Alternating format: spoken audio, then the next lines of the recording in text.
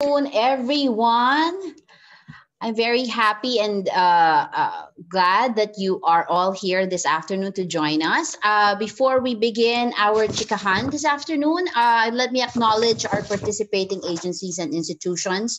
We have Capiz State University, our UP Lipad, Department of Education, UPV Samahang Psikolohiya, Lorma Colleges, Department of Agrarian Reform Regional Office, 6, West Visayas State University, Iloilo Pride Team, hello, Central Philippine University, UPV Economicus and UPV Intermedios, Ateneo de Davao University, of course, UPV Discursos, Baghari UP Baguio, hello, Tarlac Agricultural University, Caragas State University, Cabadbaran Campus, Philippine Women's University, De La Salle University, JRMSU KC Student Government, ADU or Ateneo de Davao University, SAS Graduate School, Franciscans of the Holy Spirit, National University Baliwag, Angeles University Foundation, Bataan Peninsula State University, Negros Oriental State University,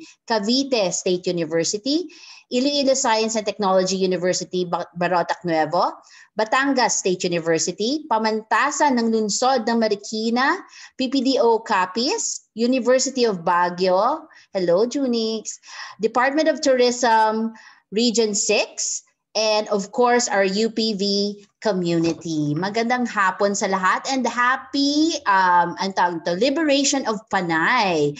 Today is actually a holiday and I'm very, very happy that you have still joined us despite the holiday. I'm sure you're resting in the comforts of your home and making the most out of this one-day holiday for Panay.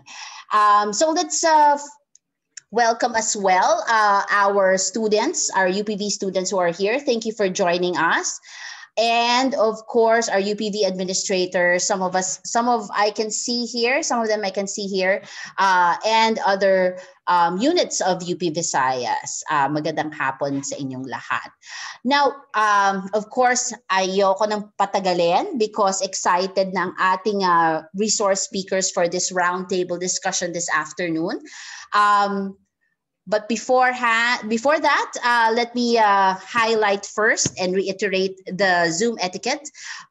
Please do choose a quiet location. Your microphone and camera will remain disabled throughout the entire duration of the online discussion. You may only turn them on during the open forum if you need to ask a question later on. Note down your questions and or clarifications and use the raise hand icon to ask your question if your internet is intermittent and you cannot use the video. And then we will have a link for the activity evaluation form that will be sent through the chat box towards the end of the activity. So please keep tabs on that and please stay focused and listen attentively. We're going to have hopefully enriching discussion this afternoon. Actually a first for UP Visayas to have this kind of discussion to commemorate and celebrate Women's Month. So let me introduce our first resource speaker, one of our resource speakers this afternoon. She is the current chairperson of the Teaching Psychology Special Interest Group and an active member of the LGBT Psychology SIG of the Psychological Association of the Philippines. She is a licensed psychologist and a psychometrician. She's currently the Dean of the Graduate Studies at the Pamantasan ng Lungsod ng Marikina. She has been actively involved with various schools, the media, and other organizations to speak about and conduct seminar workshops on teaching and teachers' welfare, research, and LGBT plus and SOGI. She received her doctorate in social development from the Philippine Women's University, Manila, and earned her master and baccalaureate degrees in psychology from the Ateneo de Manila University. Please help me welcome my dear, dear friend, and I think my partner in crime, I guess, Dr. Ver Reyes. Magandang hapon, Ver. Hi everyone. Good morning. Wow. Sabi ko sa'yo, mag-ayos ko ng kasi first time daw. Also, ganda mo, dear. Hi everyone to all who are joining us right now. Buti pa kayo holiday, pala. Hindi naman ako na-inform. Sana pala. Lumipat ako dyan.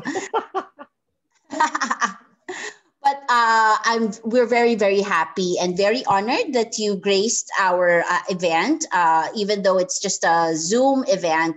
Hopefully, you can share with us very important points. And I do appreciate your wonderful, wonderful makeup this afternoon. Diba? Nag-effort talaga ako. Hindi ganito yung itsura natin kapag wala lang, nachichikahan lang tayo. Of course, ang ganda ng earrings, dear. I love it. Pero isa lang kasi hindi kaya nung kabila nung kabilang side. Okay. So, of course, wag na nating patagalin kasi yung ating kasama this afternoon, help me welcome her. Please also help me introduce her. Baka may add ka about her. Okay. Okay. Wait. Teka muna. Naman ito? Nakaka-intimidate naman kasi ang ating mga guests this afternoon. Our next, our other resource person for this afternoon is an assistant professor of the Ateneo de Davao University Psychology Department and a member of the LGBT Psychology Special Interest Group of the Psychological Association of the Philippines. She has worked with local government units, local agencies, and various sectors in her community to advance her social justice advocacies. Please help me welcome Professor Haji Balhadja. Hey, Haj. How are you? Hello. Oo, nakikita ka namin, Haj. Hi, Haj. Magandang hapon. Oo. Naka-mute ka, dear. It seems that I can't open my video. Your video. Camera. Bakit ba? Wait, there you go. Ayan. Kasi I think nayamot yung camera niya sa makeup natin today. Ayan! Yay! Ayan! There you go. I miss you. Oh my gosh. Hello, everyone. I really thank Monique and of course UP Visayas for organizing this webinar. I'm glad to engage, of course, our participants in this afternoon's forum. I miss Ver and of course a lot of people here who are familiar to me. Yeah, we have Junix. Hello, Junix. And of course, our LGBT psychology barkada, who's ever supportive. And of course, from your own institutions, ang galing-galing, ang daming hinatak na fans. I love it. Okay, so where are you at now, Haj? Hi, I'm here at the 6th floor of my office at Gusto ko yung my floor. Academe de Davao University. 6th floor, high rise, ang lola. This is the College Faculty Union office, of which I am the vice president for this collective bargaining agreement term. So since we're working on online, I took the privilege of exploiting the space here. Exploiting the space. I love it. Okay, where are you at? I mean, this is where the magic happens. Charot. I mean my bedroom because it's maingay outside. No, because it's work from home. Ako lang naman ang layo naman ng office ko. It's just walking distance. But yeah, I'm in Marikina. So if you guys want to visit, just hit me up and I'll tour you around Marikina anytime soon. Yes. Hope we can see each other soon. Okay. Yeah. Okay lang ba we start just with a really informal or basic question of how long have you been in the Academe? Haj, how long have you been in the Academe? Siguro what we can do is ipin na natin yung tatlo. Parang hindi ako nahihilo sa ang daming mukha, nahihilo ako. Okay. So, great. tumatanda. Okay, Haj. Sige. Habang ginagawa natin yon, Haj, how long have you been in the academe? This is my 18th year. Oh my God! Debut! Yes, this is my 18th Debut! year in the Academe. This is my first, and I think would be my last job. I love teaching in the Academe, and it's a fulfilling journey. 18 years, grace-filled years. Nice. Okay, how about Madam Ver? Ako, mas bata ako. Parang this, I think, is my... Oh my God, mahina ako sa math. Basta I started teaching in 2006. Yes. So, okay. Ilan na yon? Mga 30. You do the math. Mga 15, 16 yan. Ayan. Ayan. Almost a debutant, I guess. Nagdadalaga na siya, yes. Yes. So, if you don't mind me asking, and for everybody's knowledge, can you share your age? How young you are? Haj, go ahead. Alam mo. Wait. 41. Ay, nako, si Haj. Dapat you should have asked our participants. Guess our age, tapos may prize. May Papahula yung age. Pahula natin yung age. Pahula natin. How young are you, Haj? I just turned 41. Seriously? Yes, I'm 41. 41. Yeah, I've been taking a lot of antioxidants. So effective in fair. I'm pushing aging back. Perhaps reversing. Ano yung antioxidants na yan? Yeah. Paki-email na lang ng prescription. Ikaw, Ver, how young? I'm actually turning 38 and then next year 23. Charot. Ano klaseng math yun, no? No, but yeah, I'm turning 38. I think, again, I'm not good with math. So, I'm turning 38 next year. So I'm 33. Sorry. This April, I'll be 38. So much of your basically your life was devoted to the Academe, diba? Correct me if I'm wrong with the math. So why the Academe? Bakit ganitong karera at saka hindi diba? Hindi artista, hindi singer, hindi ramp model. Ano ka ba? Actually, gusto ko talaga sex bomb dancer. Yun talaga yung unang career path ko. Seryoso? Ilang beses mo na inulit yan? May maniwala sila. No. Ako ba muna sasagot o si Haj? Yeah, sure.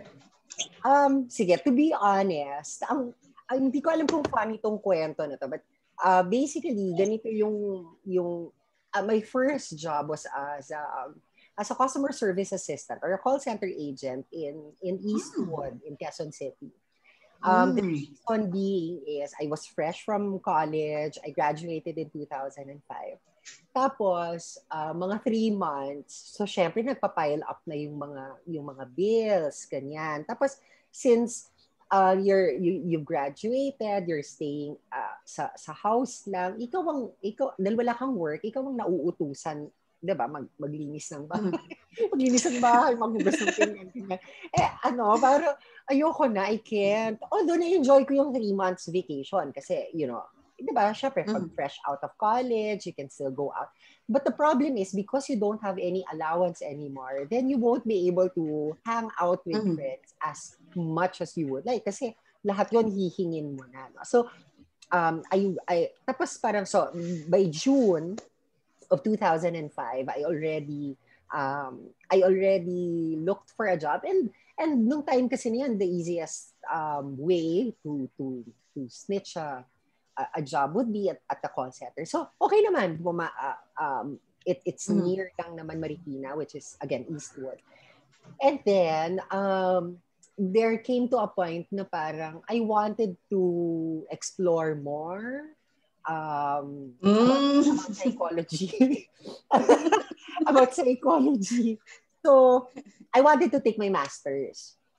But of course, dahil tapos ka na ng college, you need to sustain yourself, hindi ba? So, fortunately, parang there was a, parang baby pa yung pamantasan ng lungsod ng Marikina noon eh. Kasi it was only established in 2003 and they were looking for faculty members. Ganyan. So, nag-apply ako. Why? Bakit ba teaching? No? That was your question. Kasi na Ateneo, if you are a teacher or a faculty member, you get 50% discount sa tuition. So the only reason lang talaga that I went to teaching is to get the discount. Yun lang talaga yung goal ko noon. Kasi sayang yun, di ba? Sayang yun, automatic. All you have to do is submit a certificate of employment o tas go na. So that's the only reason why I started to go to teaching. However, doon ako tumagal kasi after my teaching stint parang I tried naman some stuff pa rin, pero yun, na-enjoy ko na rin siya. Na-enjoy kong magturo, na-enjoy kong mag-interact with other people, and at the same time kasi nga meron akong ulterior motive, diba? To get a discount. So, yun, dun nag-start yung teaching career. Okay, ang grabe ang bongga. Very Bongga ang selfish. practical strategies. Yes, totoo. So if Madam Haj. Yeah, if their story was couched on parang practical theme, mine was really more existential, no? It was really existential kasi parang at the onset, I was really bent on taking an education as a degree. Unfortunately, my mom would look down on teachers because in the 90s they don't get paid well. You have Mila as the hanggang ngayon, dear. Story, as the classic story, right? So yes. So I was prevented by my mom to take education. So I took up the nearest course, which was of course the nearest discipline, which is of course psychology. And tricking her that I'll be specializing in industrial psychology. So I ended up in college. I really committed myself to. I committed myself to really go to teaching, no, after graduation, and of course, keeping in mind that it's going to be a low-paying job, no. So after graduation, there was an item, no, at Ateneo at the time. We're expanding as a university at that time at Ateneo de Davao. We were building at that time a huge building and more classrooms. So we were hiring part faculty, no, and back then in college, I was a social activist, no, and still am, no, proudly. No? It's not a crime. Of course it not. Should not be a crime. And so during that time we were exposed to teach-ins. No, we were exposed to teach-ins. We would go to far-flung areas, intimate with the farmers, peasants, and of course with other marginalized sectors. And then I really thought that I should continue the ministry of teaching. No? At that time, we were of course exposed to Philippine social realities and all, but and there was that burning desire to really go into the Academe. So after graduation, because I was part of a social democratic group, I asked for a recommendation from the then provincial Father Provincial of the Society of Jesus, the late Father Intengan. He recommended me that I get into teaching in spite of the fact that I haven't earned yet my master's degree. You know? I got into the teaching ministry for after a demo and all. And so for a year, I taught part-time, and Mm-hmm. then after which they got me as a probationary teaching faculty.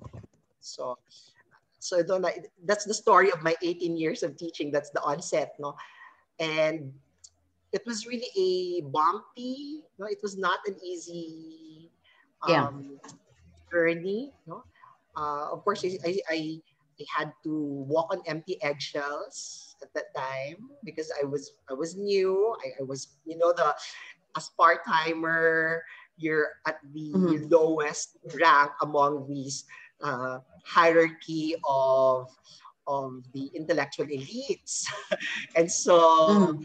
I really thought that it was really a tough start for me. And um, of course, being a transgender at that time, let me just perhaps segue that. Um, Mm-hmm. it was really, of course, because at that time we're only taught that you're gay. End of story. No? That's it.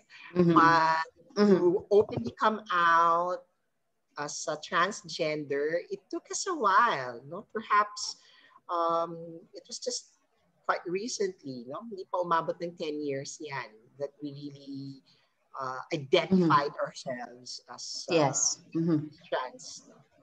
And Mm-hmm. yeah, so perhaps I can share perhaps later, no, with your with Yeah, yeah, yeah. other questions But that you like to ask. insightfully, like let me backtrack. I I believe Ver also got to working in Assumption, right? Ah, yes.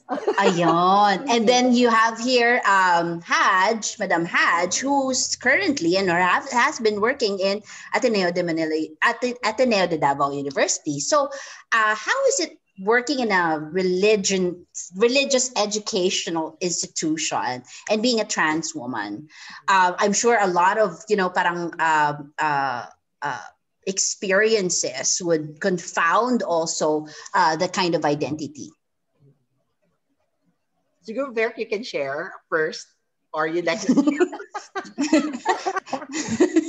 Because Ah, sa'yo madre, sa amin pare. So, correct. Oo, you can 'di just ba? imagine Oo. Yeah. the tension, no? And yeah. Okay, sige. I think it has something to do also with the culture. Paano ko ba siya i-explain without without overgeneralizing? I guess yun yung hesitation ko. When I entered kasi Assumption College in Makati in Mhm. 2013, I already had my doctoral degree then. So Mm. in a way, it is important, and whether it's fair or it's unfair, um I think Haji would also agree, and for a lot of academics as well, mahalaga kasi yung credentials Mm, sa teaching profession. mm, Mhm. Like yun yung first and foremost. And I realized that when I was still in Pamantasan from 2006 up to 2010, I think I was with them. It is important to have your let's say at least a master's degree kasi yun yung mm, hinihingi ng Mhm. mga CMOs and stuff. So while I was working towards my master's degree, before kasi Assumption, I went to Our Lady of Fatima University in Antipolo. I had my Mhm. master's then and stuff. Pero bigyan ko na lang din ng konteksto yung ating viewers how being a trans woman was parang as a challenge in terms of Mhm. getting employed, for example. So Mhm. here I had my master's degree. So forward na tayo, 2006, 2009, I graduated with my master's degree from Ateneo. And then, so I looked for other teaching stint. No? One was, I don't know kung nakwento ko to kala Haj or kala Monique, but isa tong non-sectarian Mhm. in line item Blind item yes, natin. yes. sa University Belt. Oo. So, So I went there. I gave my resume kasi during that time naman parang meron naman ng applications online, no? Yung mga Jobs DB or Jobs Tree. Ay, pwede ba akong magbanggit? O basta yung mga ano, yung mga sponsor, sorry. Yung mga ano ba tawag doon? Mga employment agencies that are online. So I got in. They asked me to do a teaching demo and stuff. And then, so I dressed as I usually am, di ba? Pero syempre, wala pa masyadong mga falsies noon, ganyan. Walang lipstick. Oo, wala masyadong lipstick. Walang dangling earrings. Correct, oo. So, but I came in, I prepared for the teaching demo. And then, so okay. So after the teaching demo, kinausap ako ng program chairperson. Ang sabi niya sa akin, okay yung performance mo, ganyan. Tapos sabi niya sa akin, kaso, masyado kang maganda. Oh my. So, naisip ko na yun na parang backhanded compliment, di ba? Yes. Na, maganda ako. Pero, it's a way of telling me that I'm not hired because I'm a trans woman. Diba? Or I'm a transgendered person. So, nagko-commute lang ako noong time na yun. Wala pa tayo masyadong pera. Hindi pa tayo nakakaahon sa kahirapan. Ano? So, sakay ako ng MRT, LRT pabalik ng Marikina. Tapos, nagre-reflect ako na parang, ganun pala yun na kahit pala may master's degree ka na from one of the top schools in the country, it still doesn't matter. Diba? Parang, it didn't matter na you are qualified, you did well in your performance in the teaching demo. It doesn't matter whether you have great ideas for the school. It didn't matter. Simply because of my expression and my identity. So, parang noong time na yon, masama yung loob ko. And to think na non-sectarian pa to, no? I had this idea na parang, baka dahil non-sectarian, it's a co-educational institution. It would be a more accepting. At fault din naman ako din siguro, Mimi, kasi unlike other members of the LGBT community, nabuhay ako sa isang mas sheltered na community, na academic community. No? Like in Ateneo, hindi naman big deal yun eh. No? So parang, I had this idea na, perhaps I know that the world is not, all rainbows and flowers. But I wasn't expecting na in the professional field, particularly in psychology, no, ang liit lang ng community natin. Yes. Yung experience ko. Okay. So, sige, okay yun. So, I naghanap pa rin ako ng work. Fortunately, sa Our Lady of Fatima University, na-accept naman ako. But there's a different reason why I left Fatima. It was more personal than employment. Pero during that time, they also said something about my how I presented myself. Now, both are non-sectarians, pero the other one had a different treatment from the other. No? And then I got into my doctoral degree, and then I went to Assumption. Feeling ko, tama si Haj kanina kasi yung the students that I would be interacting are all female. So kahit papano, the idea of an LGBT person being a threat, yung, di ba yun yung notion? Yes. You will stray them along different paths, ganyan.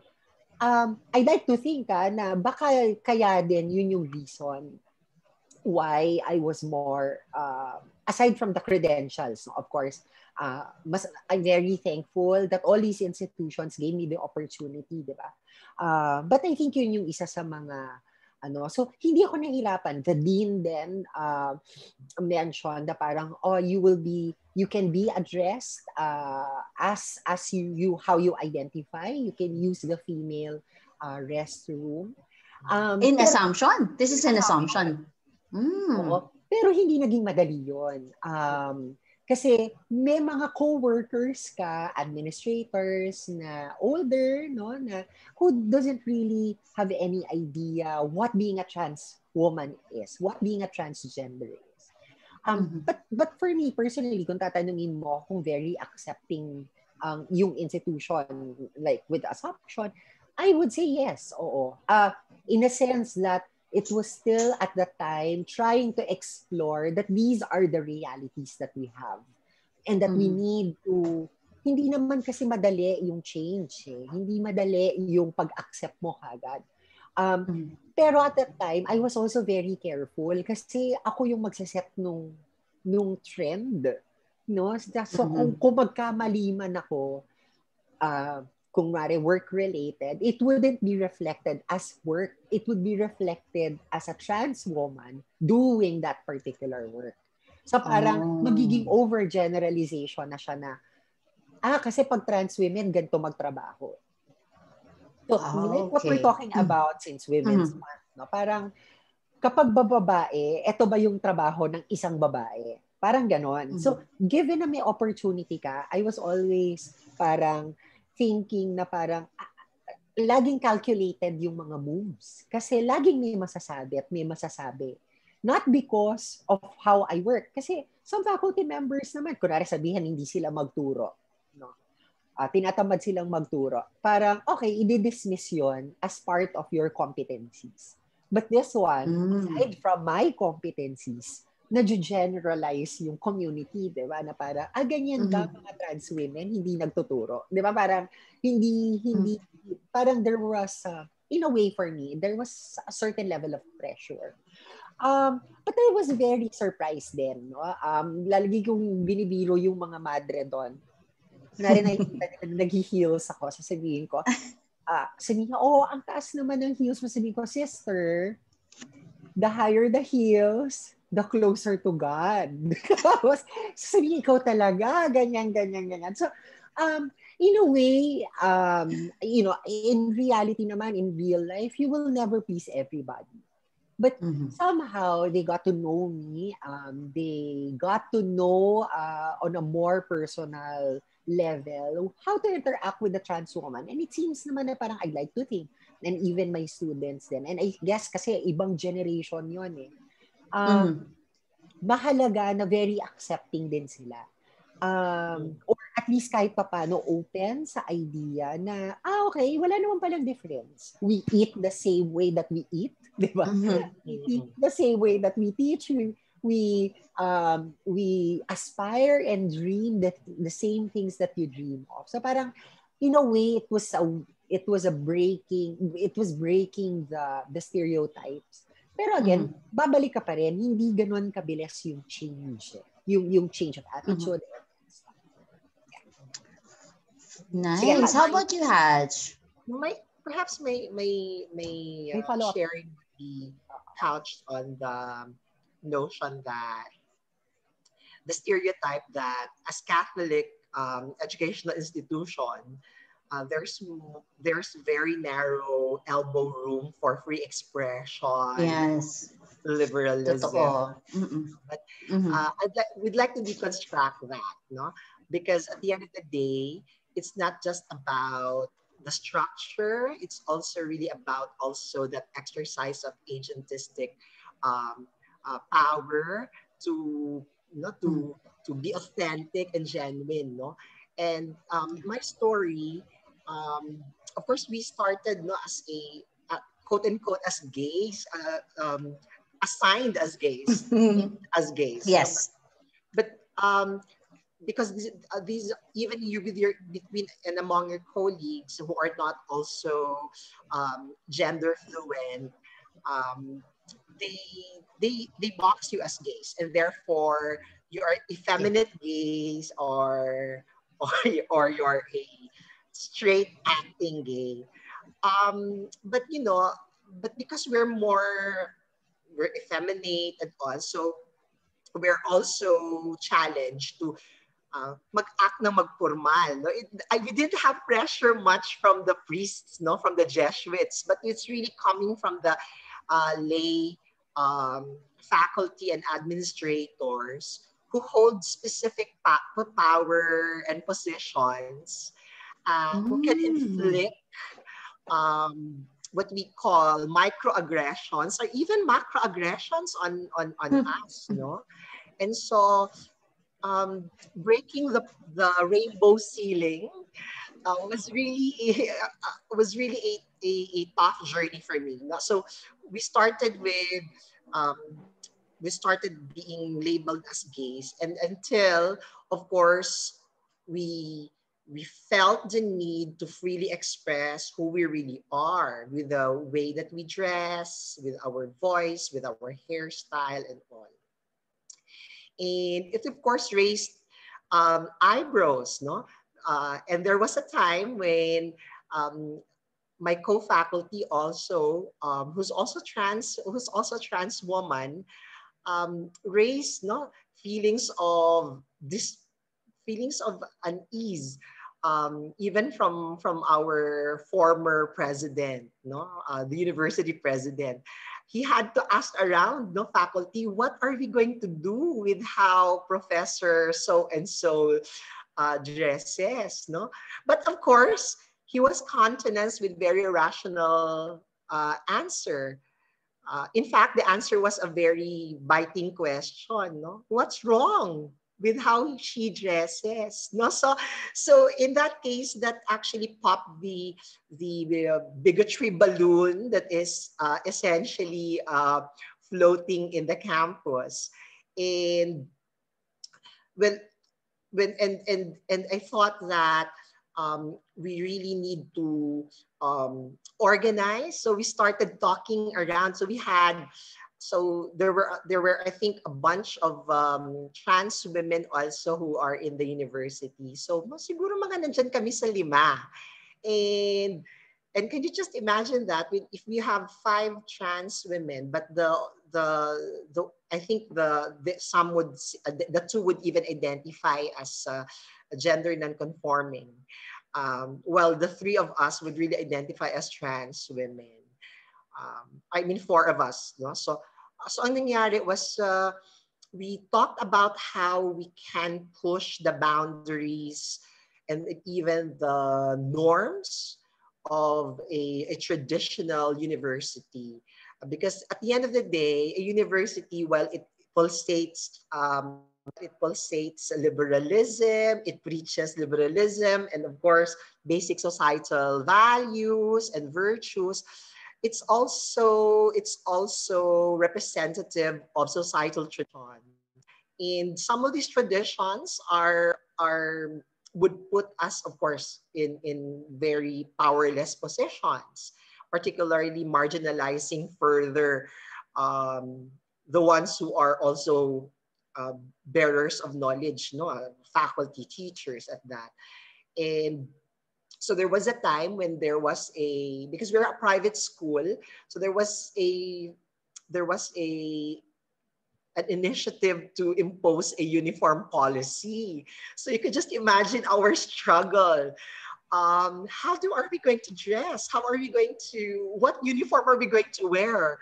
And we had to Oh. stand, no, we have to stand up and really oppose the policy in the most vehement way, up to the point that it really raised a strong debate in the university. Um, Even shouting match with university administrators, because there is no better way of putting across your message of non-discrimination, equality, other than that. No, and we really thought that you could not just dialogue this, because thorny issues could not just be dialogue. They Yes, yes. have to be, yeah, they have to also um, um, use collective action, and of course powerful modes or methods of putting this across the bench.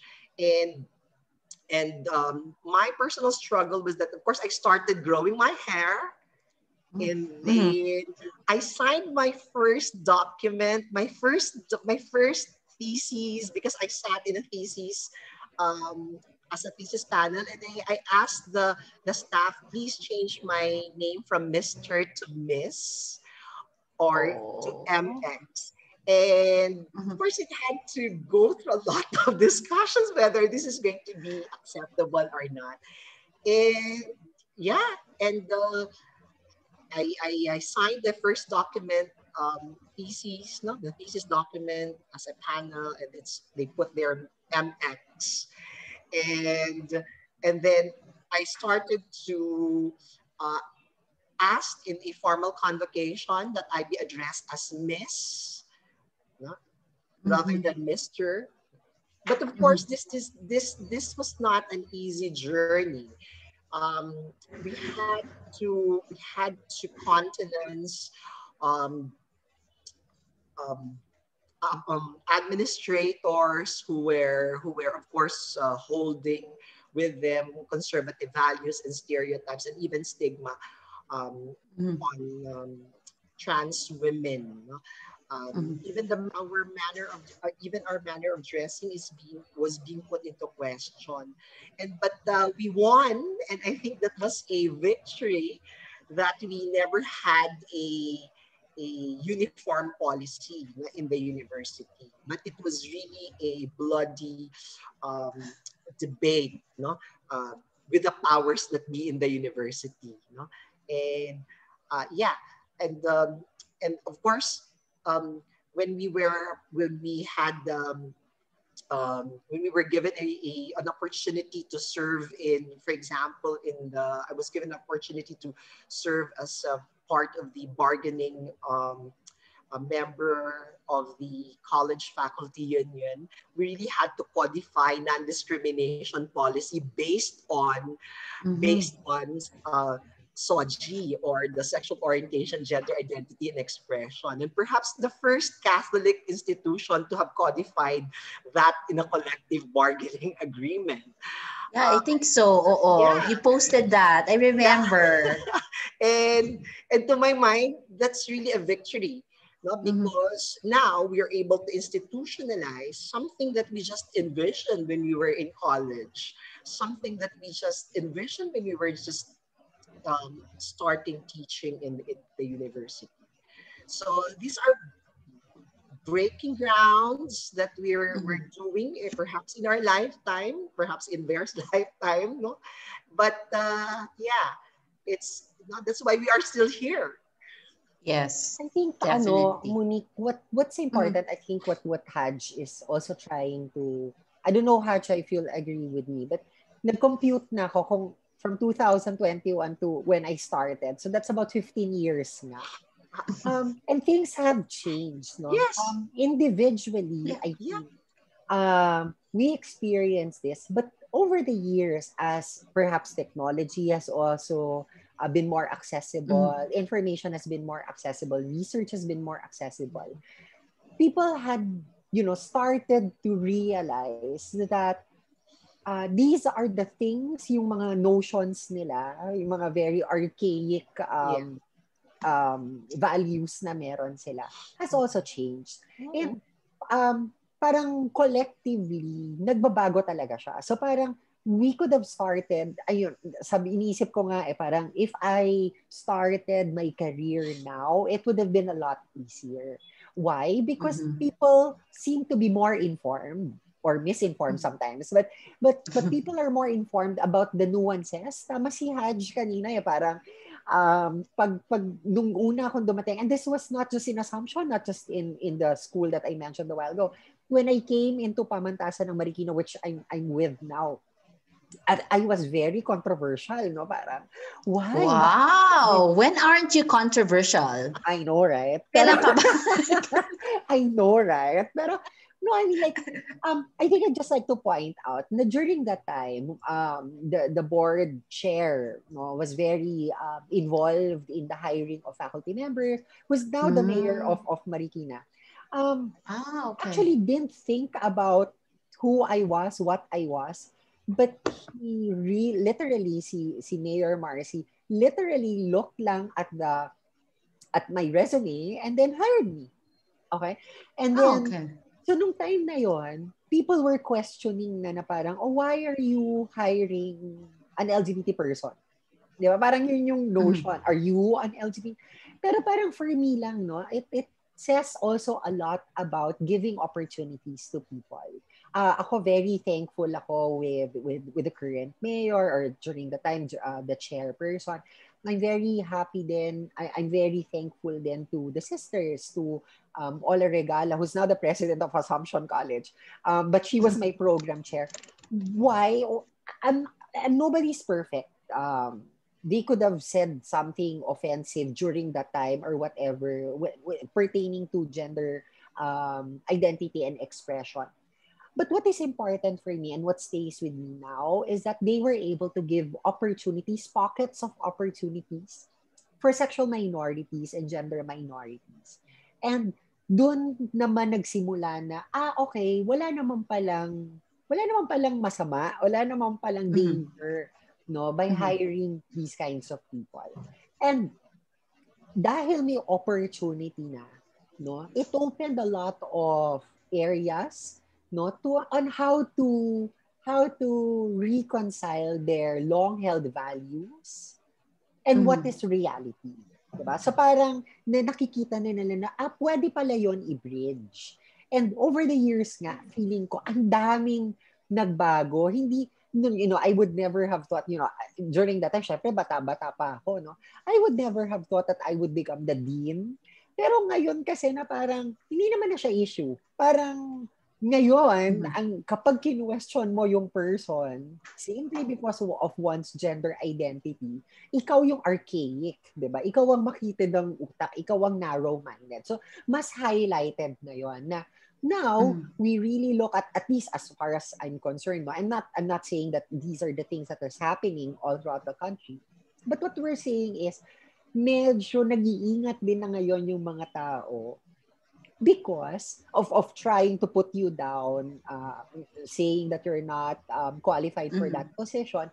Kasi as long as you have these credentials, then your gender identity wouldn't really matter. So, tama yung sinasabi ni Haj na, what's wrong kung does it affect ba on how I will teach statistics? Ganyan? Or, hindi totoo, di ba? Parang at the end of the day, you boil down, ito yung career natin, nagtuturo tayo.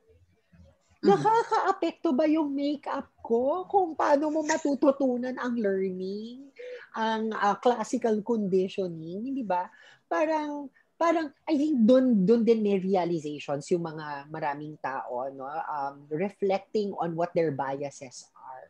Na lahat tayo nagtuturo, pero bakit may ibang less qualified magturo simply because of how they look or how they present themselves or how they love or who they're attracted to. Parang you didn't hire me because I'm a transgender. You hired me because of my degree, because this is what I can offer on the table. I think yun yung and nagbabago din siya, no? Nagbabago yung pananaw ng mga tao. Again, ako, ina-attribute ko siya with mass media, people coming out, advocacy groups as well, research. And I think, Haj, no, I think you'd agree din, parang hindi naman sila napahiya sa atin. I'd like to think na maayos naman tayo ng trabaho. Pero, di ba? I mean, like, you have to really work harder than... Yeah. Like, you have to exert that effort. Kasi sabi mo nga kanina, you mentioned na grabe yung pressure for you to, to work really hard, to stay, to color within the lines, kumbaga, no? Yes. So, I think that's also a salient point that we need to also to highlight here na mas mahirap yung journey, no, leading to this point, kasi for like an average, boring straight woman, hindi hindi naman ganun kahirap, 'di ba? I mean, you wouldn't have to deal with like uniform issues or bathrooms or restrooms or even, simply the name. But, diba? So, diba, if you go back, women also had the same struggles before. Exactly. Pareho lang din siya. Yes. For example, I was watching this documentary. Bakit ba may separate men's and women's CR, for example? Diba? Because comfort rooms weren't meant for women. Diba? Kasi hindi naman sila meant to be part of the workforce. So, same struggles then of finding their own niche, not trying to fit into this masculine world. And yun din naman yung, so parang for me kasi hindi ko naman pwedeng sabihin na mas mahirap yung pinagdadaanan. Mahirap talaga siya. But I wouldn't invalidate also the struggles that women experience over, you know, voting rights nga, hindi nga makaboto, di ba, before ang mga babae. So yun, no? Hindi ko maaaring sabihin na mas mahirap. Pero ako masasabi ko ngayon parang feeling ko nga mas madali yung coming out now as for trans women because people are more knowledgeable about the struggles. And mahalaga to na pinag-uusapan natin as a community, no, as professionals, kasi naiintindihan natin yung mga kwento. Dati kasi to hush things yan, hindi yan. Yeah, taboo. You don't talk about it. Or people don't know how to deal with that kind of reality.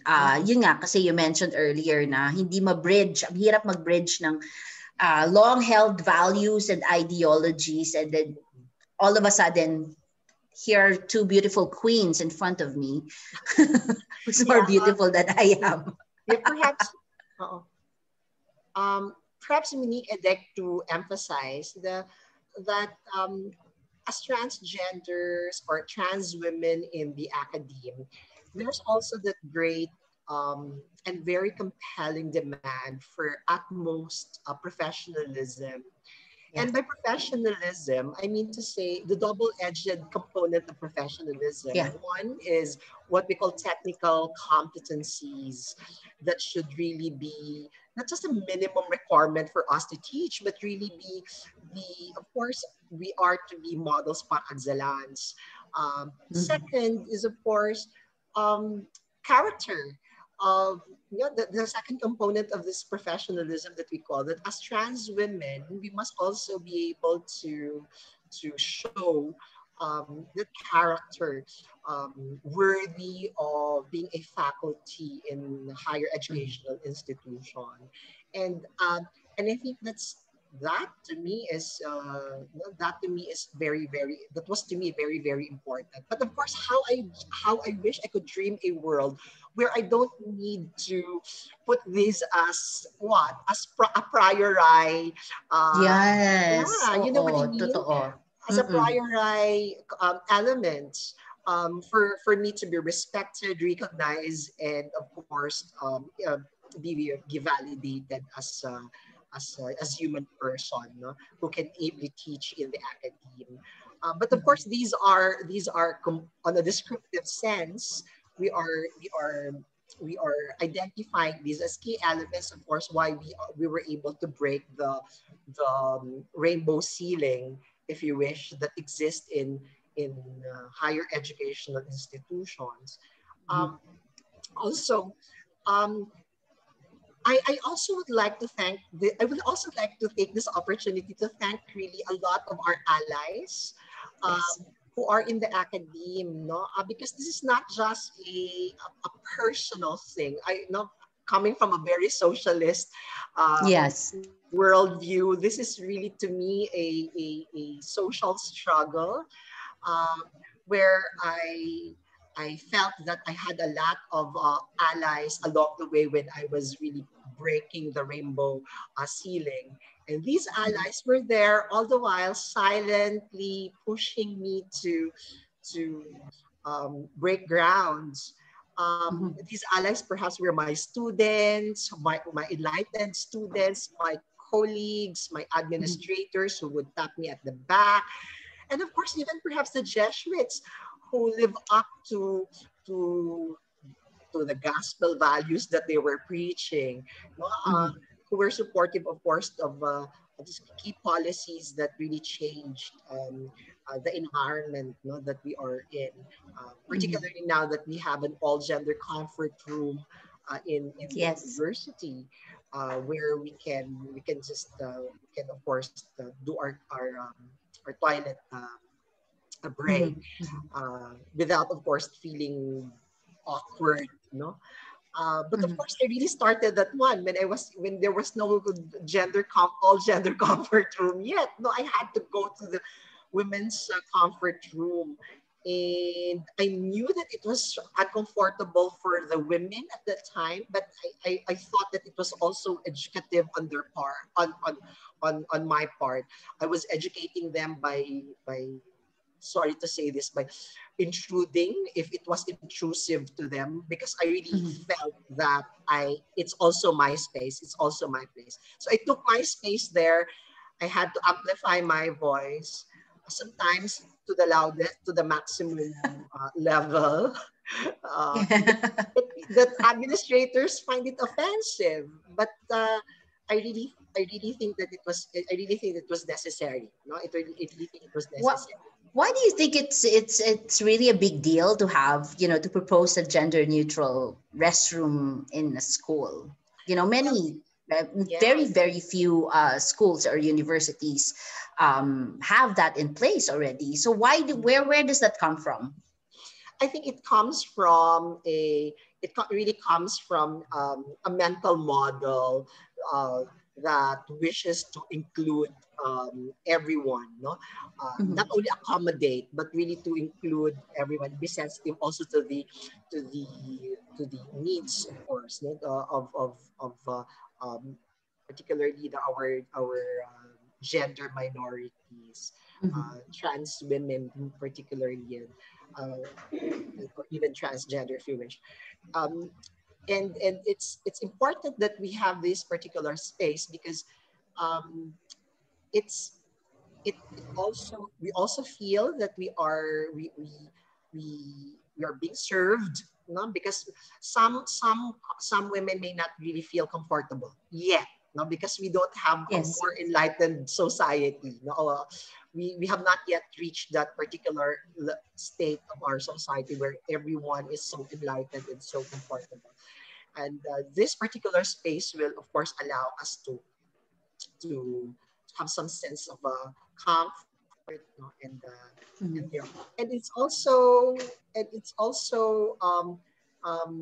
helpful for to educate also the the very heteronormative and people around you, no, and Mhm. it's also perhaps on a symbolic sense it symbolizes that we're open for everyone, no. So napakahalaga nun, no, sa amin, napakahalaga Mhm. sa amin, and we had to talk about it um, because it, you know, providing a space, to me it's still very expensive. It's expensive to have an all gender comfort room. Mhm. I even proposed that we can just allow trans women or trans men to just use comfort room, um, uh, the comfort rooms by which they identify their Mhm. gender with, no. So but of course I think the university administrator would really wishes to provide a comfort room, because I Mhm. think hindi pa nga ganun ka-open ang lahat, no? So But still, jumping off from that thought that you posed, what do you think? Because you've navigated the academe and these very, big institutions. What do you think are the steps or the strategies that students or teachers can do to help their school administrators create, or change the environment upon which they're navigating in? Not necessarily just for them, but also for gender minorities. Kasi ang hirap for some universities or some schools kasi they have like, policies and stuff like that. So yeah. where do they start? How do they make these trickle of changes to come to that point where you are at now as examples of success, I guess, in terms of making a change in your own respective institutions? I think it's very important to really recognize this particular state that we're enjoying, this wider democratic space that we're enjoying, or that we have created, collectively created, is a product of a confluence of a lot of factors, and perhaps one of which is really create, of course, a personal sense of integrity as trans women, Mhm. because it's important, no. Um, and I think I have mentioned it that professionalism is also is key to developing that sense of integrity. Second, of course, is to organize. It's important to link people who have similar grievances and similar advocacies, and of course similar identities, um, and find support group, and of course stand up for science, because there is a science to Yes. trans womanhood, and if and bigotry if you wish, and can only be countenanced with science, because to me, while it's also powerful to use politics, micro and even macro politics to change the landscape of a particular environment, it's important to also use science, evidence-based policy making, and advocacy. So we push, perhaps you can use LGBT psychology to really push for it, and to organize um, um, groups, circles in the university, and of course, it's also important that we also link with student publications, so that there's trans Yeah. womanhood visibility there, so that not only Yeah. stories of struggles there will be featured, but also stories of success, stories of breakthroughs of trans women in the academy, whether they're students or even um, teachers. Why to me it's important? Because every day to me is a plebiscite. You elect your own space, you elect your own story, you elect your own agenda in the academe by linking with this um, structures and even systems of power, so that we can, because I understand that this particular forum is about power talk. So let's just Yes. Yes. Mhm. so for students there, try to link with trans women teachers there, or LGBT teachers there, so that you can of course know also their stories, and of course create a some sort of a coalition of hope in the academe, and Mhm. really push the boundaries of of uh, of um, of your own higher academic educational institution. Fair. I think it is important that for example, when we talk about education, di ba yung root word nun, or the etymology of education is to bring out. So to lead out somewhere, di ba? So ang assumption natin doon would be from the dark place to a lighter place, di ba? Or a place where there Mhm. is Mhm. light. And as educational institution, I think important yon na in an institution such as this one, yes, it is difficult. It needs to recognize that things it takes time. No, the struggles take time, but the Yes. goal is always to lead out, no, to bring light to this particular thing that we do not really understand. And so, coming from that perspective, some educational institutions forget that what their true mission is to bring light to people. Nakakalimutan din kasi ng Yeah. ibang institutions, ano ba talaga yung goal nila? Is it they're teaching because it's for profit, or they're teaching because they want to bring these from dim to bright-minded Yes. individuals? So ako mahalaga yon to always go back. What are we? Why are we here? And what is our purpose? Kasi although naiintindihan ko na sometimes education institutions are using a business model, no? Syempre, hindi naman natin makakalimutan yon. And some administrators may be beholden to alumni, to sponsors, to benefactors. Mahalaga yon. But again, if you go back to your original mission, why you are in this particular field, mahalagang maintindihan na we are changing always for the better to bring light to other people. Now, having said that, it is important na para sa akin, feeling ko nga over the 15 years, There are a lot of exemplars already out there Yes. who have navigated all of these things. Hindi perfect, of course, pero yun yung, di ba, as researchers, as teachers, as social scientists, we always parang stand on the shoulders of giants. Di ba yun naman lagi yung tinitingnan? Yes. So we build upon ano na yung nagawa ng institution na to, ano na nagawa ng mga taong to. And again, as I've mentioned a while ago, nabigyan kami ng opportunities to showcase what we can do. And so from there, because these individuals, trans women, are now in the positions of power, we need to use that power as well to help other people.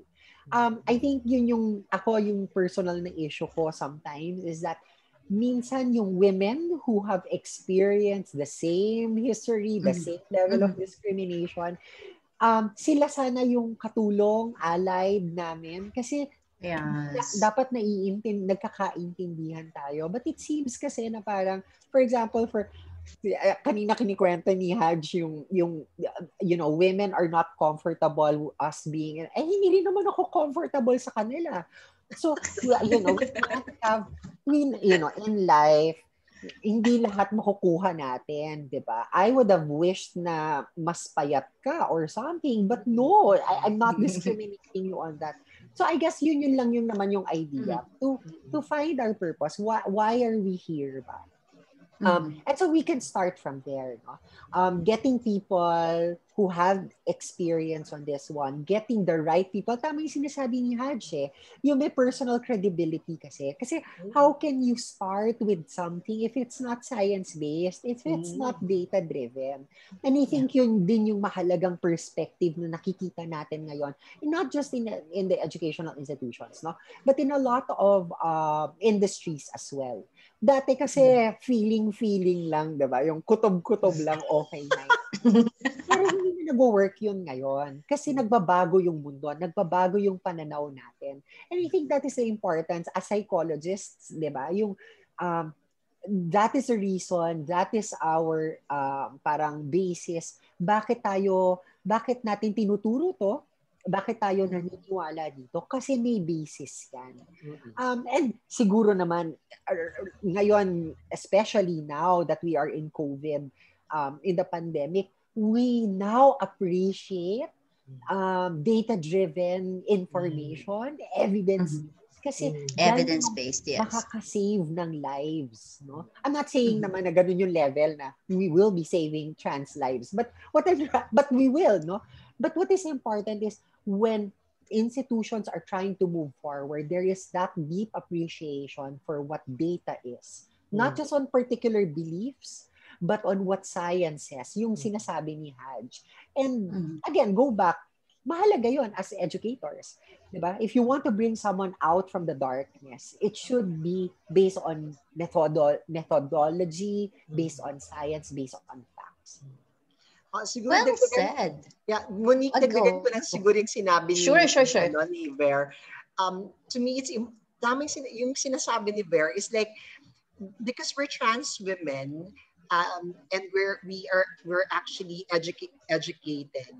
It's key that we try to pull in all possible discourses that could really advance our agenda, and of course the agenda of equality and non-discrimination, and of course equal opportunities. And that may be coming from politics, that may be coming from religion, but of course you give primacy to science. Why? Because it's a respected discourse, and we have we can weaponize this to push the boundaries, no? And of course, as I've said, the rainbow ceiling.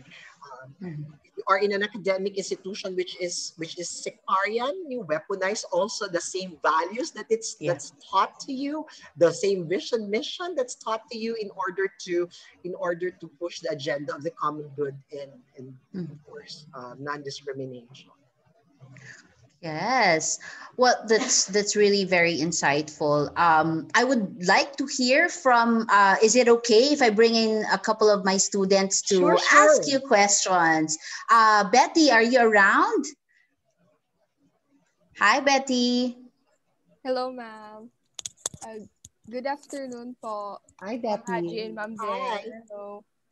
So, ang question ko po is with regards po sa gender-neutral bathrooms. Kasi Mm-mm. it's always a topic of debate even in schools, etc. And until now, personally, I stand with, of course, pushing gender-neutral bathrooms. But I also have a question.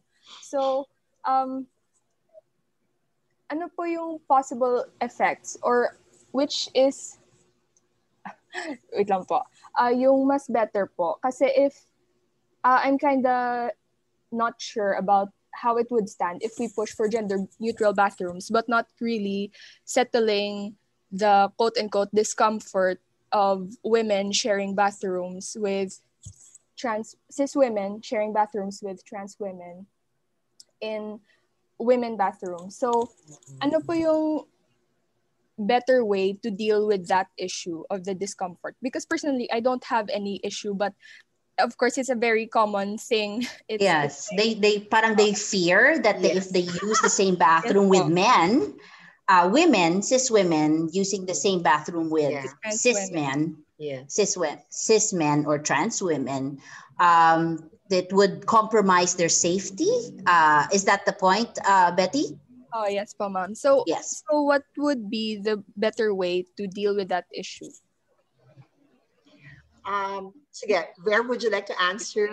Yeah, hindi ko kasi alam how to answer that because in the institution naman that I worked with and um um we can use naman parang there was not really a need no for such policies, but I understand that for some public spaces like malls medyo controversial yan lalo na a few years ago.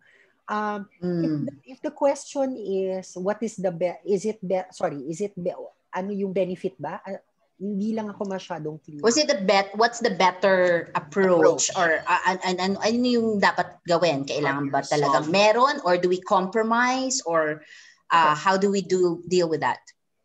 I think nanggagaling siya sa, pwede mo siyang atakihin in two perspectives, no? On one hand, nanggagaling kasi yung fear na yan to lack of knowledge of what a trans woman is. Simply because when we talk about trans women or usually those who have fear about safety and security, nanggagaling sila coming from a position, from a dark place, kaya nga education. They're coming from a dark place that they do not understand what being a trans woman is. So ako, dun kasi siya nanggagaling. Pero at the same time, babalik tayo dun sa sinasabi ni Haj. What does science tell us? Ano bang sinasabi ng data? Lumalabas ba sa pag-aaral na if a trans woman enters a female bathroom or a comfort room, there were incidents or reported incidents significant enough to say that these are threats. Yes. Diba? Oo. Kasi doon tayo babalik. Parang it's saying na I have this fear of flying kasi lumilipad yung eroplano. But in fact, data would show you that it is actually the safest mode of transportation, even safer than driving a car. So, lagi kang merong, let's say, dissonance about what your perceived reality is and what reality is based on data. So, ako yun yung parang nakikita ko na pwedeng arguments. Now, having said that, ako kasi, ang tactic ko kasi na ginawa dyan, parang si Haj, edi pupunta ako sa place na gusto kong puntahan. Number one, okay, sa comfort room kasi ng boys, medyo, medyo magulo. No? Sige, elaborate nga. Bakit Oo, magulo? medyo hindi kasi siya, walang sense of privacy. Kasi Uh-uh. walang cubicles, di ba? Yung may mga urinal. Tapos, Okay. parang feeling ko lang naman, or at least yung mga comfort room sa pinupuntahan ko before, hindi kasi kagad nalilinis. So, medyo, yun yung akin na kaya I'd rather go to the female. Kasi mga basa-basa and stuff. Sorry, practical lang Ang talaga. cute mo ah. Ang cute mo ah. Yung second, eto, sasabihin ko, I'll be very honest, pag nagmamadali ako, ayoko ng female comfort room kasi matagal. Mahaba yung pila eh. So pag nagmamadali talaga ako, nanihihi ka na. Wala na akong pakialam kung, di sila yung maging uncomfortable. But ako nanggagaling ako sa position na this is how I express myself. And it's easier for me to be not noticed, no? But not a lot of trans women are packaged the same way. We come in all Yes. shapes and sizes. And doon tayo babalik pa rin. Saan ba nanggagaling yung fear? Sabi nga sa Star Wars, di ba? Fear leads to anger. Anger leads to hate. Hate leads to suffering, sabi ni Yoda. Hindi ba? So kung lagi kang natatakot because of your safety, there are other ways on how to safeguard your safety without necessarily sacrificing other people's basic needs to do that. Kasi kung lagi kang nabubuhay sa takot, baka it says so much about yourself rather than what other people are experiencing. Yes. I can always argue then na parang, but some women are comfortable with it. So, sino yung mas may karapatan? Those who are not comfortable or those who are comfortable? Di ba comfort room to? Comfortable ka, di ba ikaw yung dapat mag-adjust? I mean, I think people are so entitled. Ay, ang dami ko nang sinabi. Galit na galit. Yun yung kailangan din nating tignan eh. What are our entitlements? Di ba in the United States, di ba yung mga Karens nila? And Karens. Yes. And the Brendas, yes. Sa Philippines, ano yun? May tawag din tayo eh. Anyway, may term din tayo. Pero I guess yun yung important. That people are Marites daw. Marites. Bago ko lang alam yan ah. Yes, yung mga marites dyan. No? So, I think people are starting to realize that merong mga tao talagang iba yung level of sense of entitlement talaga nila. Yeah. And I'm saying across, even trans women, meron din namang self-entitled trans women. Hindi mo naman lahat masasabi. So, I guess yun yung sana nasagot ko yung tanong. Yes, of course, dear. I'm sure. Hatch, do you want to add something? Beth, just very briefly, but I want to be, siguro I'd like to put some sense of technicality to be, when we instituted the all-gender comfort room here, it was really, of course, also a debate. While it was welcomed with open arms by a lot of sectors in the university, it was also received by other sectors in the university with skepticism and all. Why? Primarily because you're only changing the hardware, not the hardware. It's the hardware. Yeah. But to me, what's more important is the greater challenge is really changing the software, which is the mental models of people. It's comfortable. So how do we do that one? It's only education. We need to, while you put that in place, you need to massively educate the ones who are the end users of the comfort room, that they be comfortable in the space that's provided for those who identify themselves as women. Because I feel most of the time this discomfort is really coming from this what we call cisgender privilege. That is so the expression of cisgender privilege that's very much so toxically felt inside a not so comfortable comfort room. So, to me, so it's important that you educate. So we need to educate people. If we want to have a structure, an all-gender comfort room structure, we should not just end there. We should start teaching people about sexual orientation, gender identity, and expression, or else we will still redo Yeah. the same bigotry, the same stereotypes and prejudices, hovering and poisoning, of course, the end users of it all. Because this mental model is very, very powerful. It will perhaps take a generation in order to resocialize this. I hope I answered your question. So we need to educate, Thank you, educate, educate. Haj. Now we have Matthew. Matthew, are you here? Hi, Matthew. Hi, Matthew. Hear me po? Hello. Hello. Hello, good afternoon po. Representative Roman is reportedly drafting a gender recognition bill po, which allows trans individuals to change their sex in official government documents. However, the bill, she says, will only recognize those who have gone sex reassignment surgery because she says that this is the only way her colleagues will ever stand a chance, will ever approve the bill.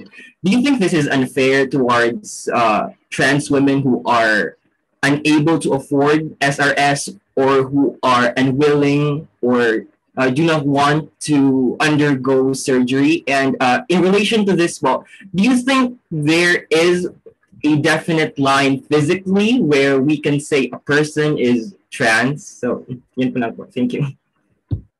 Thank you, Matthew. Anyone, Haj? Okay, Matthew,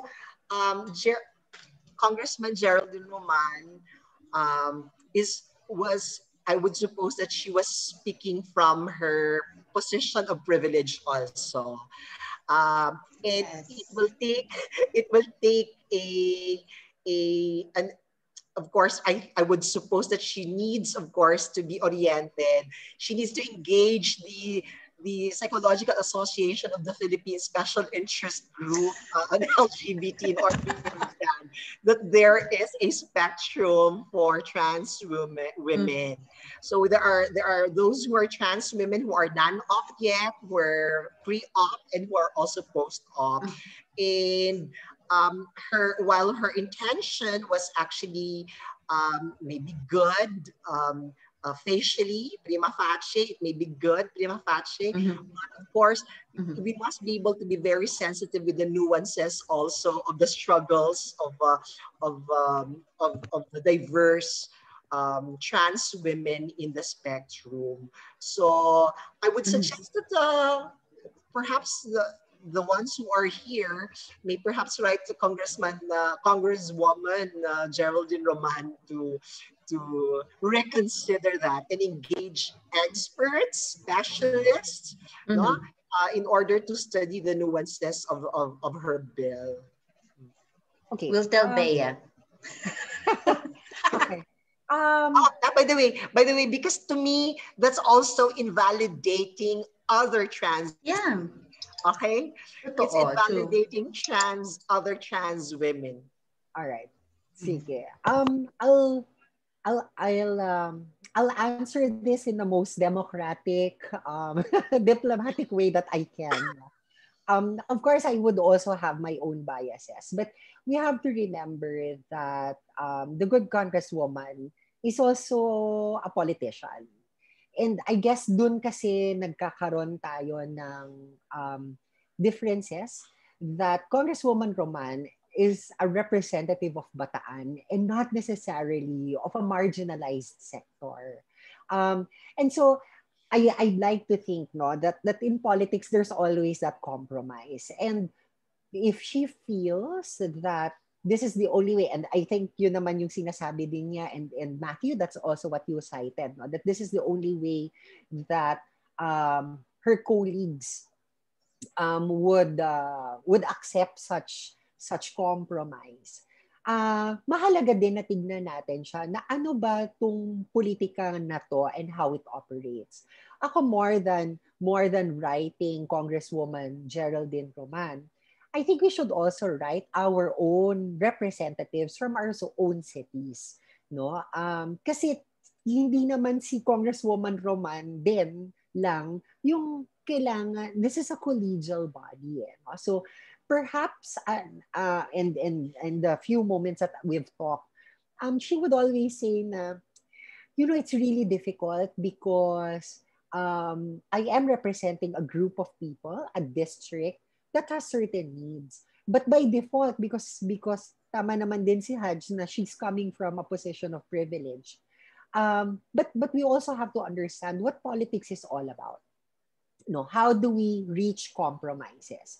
Now, I think one of the difficulties of weighing this is whether gusto ba natin to para kasing baka hindi, we're not supposed to be operating on an end all or some, ano ba yon yung term na end all be all? Oo, parang either you take this as Yeah. whole or Zero or none. zero, or some of, basta ganyan. Basta some of ganyan of games. Kasi ako baka naman strategy din yon. Again, our Congress people aren't there for the longest time. No, they have certain term limits as well. Mm-hmm. And perhaps one way to push forward, at hindi ko sinasabi, I'm not defending her or anything, but we need to look at what are the practical things that we need to do ba right now.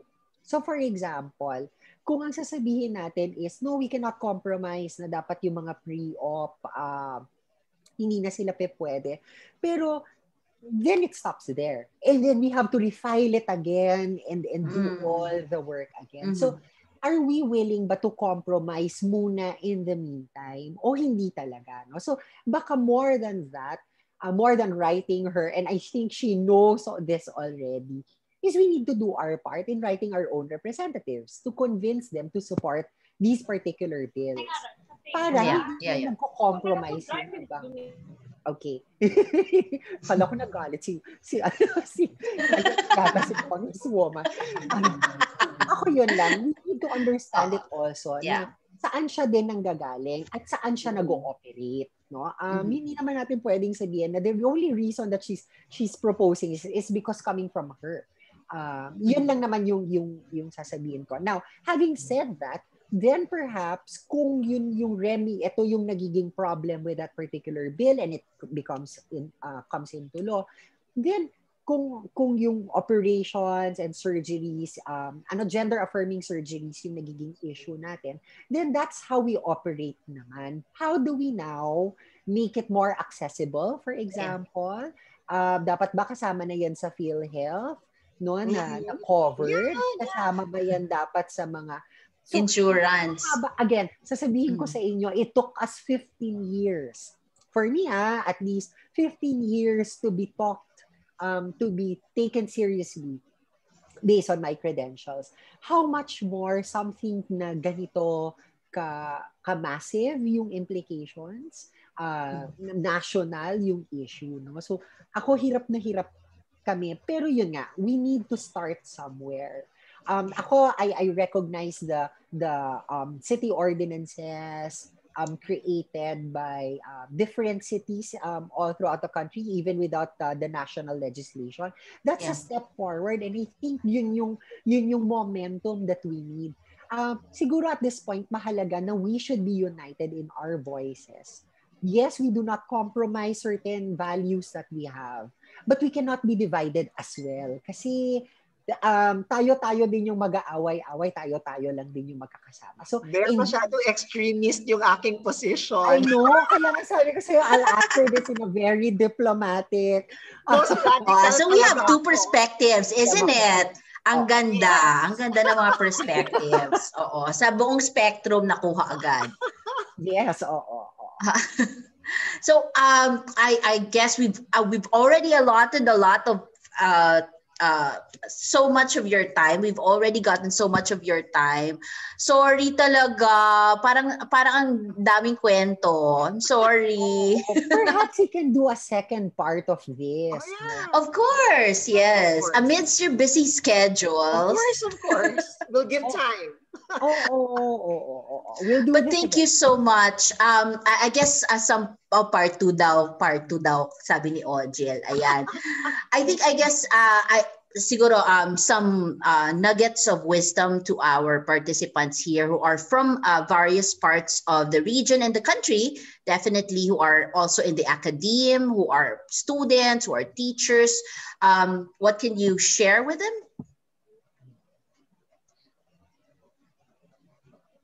Natigilan Ano ba? tayo. Sorry. Ano ba? Sorry. Akala ko yung students. Of course, eh. Oo naman ako. Sorry. Okay.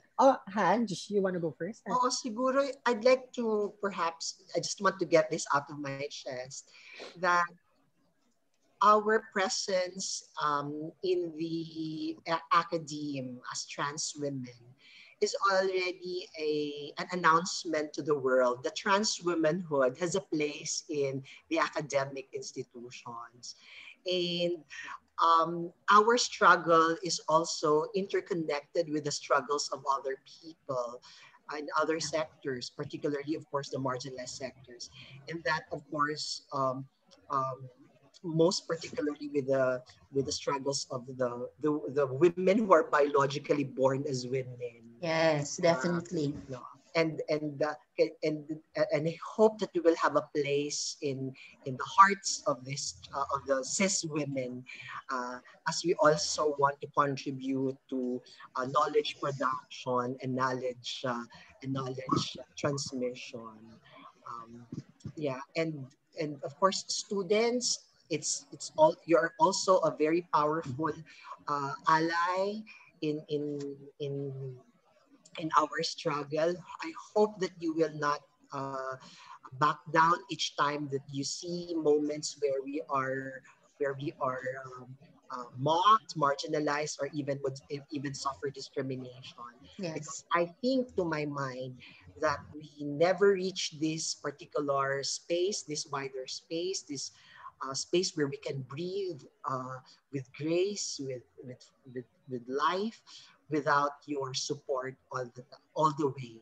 And I thank you for being our ally in in in this generation, and hopefully we will continue to again to really create that coalition of hope, no, that in order to create that conspiracy of hope, equality, and of course social justice for trans women in the academy. Thank you, Thank you, Haj. World 2020. Miss Universe 2021. Oh, yan. All right. Sige. Miss Universe 2022. Umaga. Chance All na right. yan. So thank you, Haj. Ay, bakit ako nag-thank you? Thank you, Haj. Thank you, Miss. Thank you, everyone, for sharing their ideas. Thank you for inviting us. Trans women are here to stay, and this won't be changing for the longest time na. You know, once the the wheels have gone turning, no, it will keep on rolling.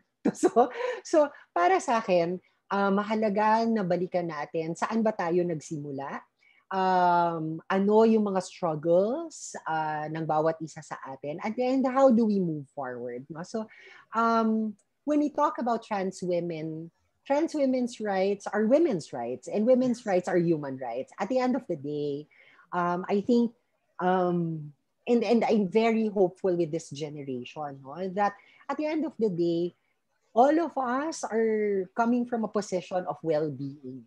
So we always look at, we try to shun away our biases, how we were brought up, our traditions. And then we try to look at what are the basics. I think what COVID has done for us is to look and go back to the basics, diba? Don't talk to strangers. Always wash your hands, diba? Those are basic stuff. And I think yun yung mahalaga. For us, when we talk about trans women's rights, especially that we're celebrating International Women's Month, mahalaga na balikan natin, ano ba ang ibig sabihin ng pagiging babae? Ano ba ang ibig sabihin ng pagiging tao? Kasi doon tayo magsisimula on how we can move forward. Whenever we look at other people to be less than us, that is where the problem arises. No? So kung nakikita natin yung perspective natin sa ibang tao bilang mabuti, bilang equal, no, bilang may naiaambag, dahil naghahanapan na rin lang naman tayo ng ambagan ngayon, di ba? Okay? Huwag natin tanggalin yung opportunities na yon. Kasi bawat isa sa atin ay may talento, bawat isa sa atin ay merong maidudulot na maganda para sa ibang tao. Ako, lagi akong naniniwala, and this would always be something that we, di ba, in the LGBT SIG, we always come from a position of well-being. We think of other people as our sisters, our friends. So kapag ganun kasi yung mindset natin, then it allows us to be more open.